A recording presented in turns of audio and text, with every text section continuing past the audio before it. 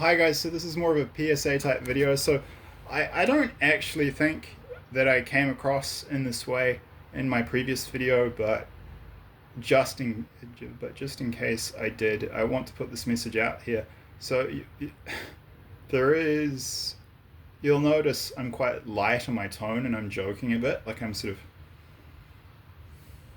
there is a bit of incongruity and dissonance between the content of what I'm talking about and my mood in some parts. Like I'm not laughing when I talk about England being wiped out, because I mean that's horrific and terrible. But I just want to be very clear. I don't. Please try to, yeah, just like, it's not a big deal, but I do feel the need to say this. Please try to put yourself in my shoes. I didn't ask to get shown all this hardcore stuff. Some of the stuff is horrific and so hardcore. If you don't deal with it in the right way mentally, it can drive you crazy. It can drive you crazy. The famous quote. It's an adaptation of a quote by Joseph Campbell. Yeah, American author who wrote a lot about the hero's journey. Anyway, it's not too important who he is, but you can look him up. But there's a quote he had, and there's a derivation of the quote. It's not the exact quote, but I actually think this one's better. It's from something he originally said. The quote is, "The mystic is swimming in the same water the schizophrenic is drowning in." So what this quote essentially means is that both the mystic and the schizophrenic are human individuals living on Earth in our material reality who are interfacing with the spiritual realm, but one is doing it in a healthy, controlled way, and the other one, it's dysregulated, uncontrolled, and unhealthy. And like it can be a fine line. So I'm going to put a link in the description box below. This is freaking crazy. Carl Jung, who some of you may have heard of, who's a pioneer of psychology. I mean, the concepts of introversion and extroversion, being an extrovert and an introvert, that's him. There's also a whole bunch of other stuff. He's brilliant. He was decades ahead of his time. Carl Jung had prophetic dreams of World War One before it happened. What's crazier? Oof, getting chills. Watch the video. Carl Jung knew Hitler was coming decades before Hitler arrived. And do you want to know how? Because his German patients, so many of his German patients were seeing the rise of Hitler in prophetic dreams from God. He would call it the unconscious, but literally, this guy knew World War One was coming way ahead of time, and he knew World War Two was coming way ahead of time. I had a dream just in the last week where God showed me that the number of Armenians who knew the Armenian genocide was coming was something like 60,000. About 60,000 people I got the warning. And they were shown years in advance that the Armenian Christians were going to be genocided by the Ottoman Turks in World War One. So like this phenomenon of mass dreams of the future predicting world wars, it has direct historical precedence. It's happened before. And even famous people, they got dreams and things about it. And Carl Jung, he has a book about it. He almost lost his mind. And this is a brilliant man. He almost went crazy at points, because it can be like, if you're not careful, it can drive you crazy. So one of the ways to handle it is to I do this thing where I put it in a box and I put it on a shelf and I just ignore it. And another thing I do, I say to myself, I know that I know, but I pretend that I don't. So I know I'm confident. I believe these things will happen. But then I have to actually tell myself, just when I'm not thinking about it, it's weird, but I tell myself, oh, that's just, I pretend like it's nonsense, because if I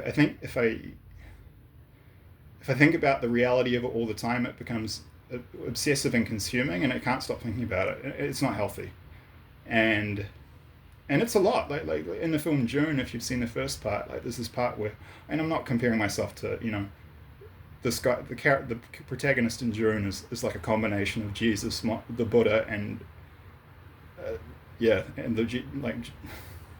Jesus and the Buddha. I'm not comparing myself to him, but he does get prophetic dreams, and there's a part where his doctor, the royal doctor, is tending to him, and he says the Duke's son, Paul, he sees too much, and Paul's finding it really hard to deal with. So you have to understand that, yeah, it's a lot. It's a lot. And Jan de Villiers talks about this. Like, I've shared with him talked with him in comments and said, like, I'm getting all these dreams, and he said to me, I don't envy you, because he said he finds it really hard to handle at times too. And he, like me, I think it's partly cultural, but he jokes and uses humor a lot, even around dark subject matter. But like me, he also, when it comes to the really dark stuff, he's been showing that England will be destroyed too. And he's like, if you watch my video where I talk about London getting nuked, I'm not joking at all. But yeah, please understand, I kind of have to keep it light to some degree when I talk about this stuff. Otherwise, I go nuts, because I get prophetic dreams about all kinds of stuff. And actually, the medium to short term, it's pretty catastrophic. Just wave after wave of catastrophes for the next 20 to 30 years. But then it's really, really good after that. And so, like, it's not the case that most of my prophetic dreams are negative. That's like, the focus of this channel is about World War III, so most of those ones are kind of like warnings about dark stuff, right? But it's not the case that most of my prophetic dreams are negative. It's probably about 50% neutral, like 30% positive, 35% positive, 15% negative overall. But you're just like, it's mostly warnings about negative events on this channel, but it's a lot. So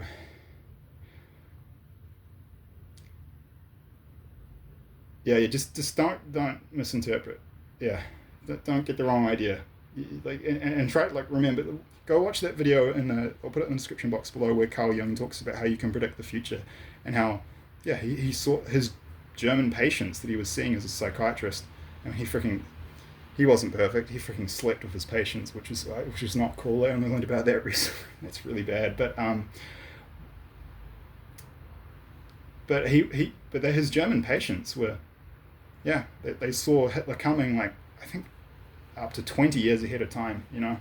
And this is a brilliant man, and he started having prophetic dreams and visions, and he almost went nuts. Okay, so I'm not comparing myself to Carl Jung, but, you know, Paul Atreides and this fictional character, yeah, friends of mine, like Jan, e-buddy online, it's hard to handle. So just don't get the wrong idea, because this is not a job I asked for. I just got given it, and it's a heavy burden, and if you don't have a little suite of mental techniques to deal with what you're being shown, you'd go crazy. You would go crazy. It's too much.